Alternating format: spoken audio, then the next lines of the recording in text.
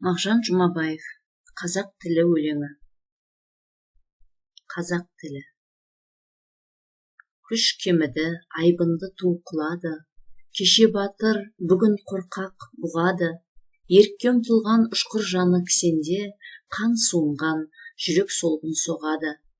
Қыран құстың қос қанаты қырқылды, күнде күшті күркіреген ел тынды.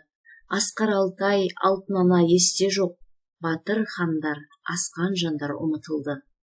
Ерлік елдік, бірлік қайрат бақ ардың, жауыз тағдыр жойды бәріне бардың.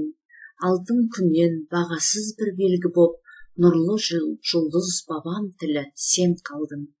Жарық көрмей жатсаң да ұзақ кен тілім, таза, терең, өткір күшті кең тілім. Тарап кеткен балаларыңды бауырыңа, ақ қолыңмен тарталарсың сен тілім.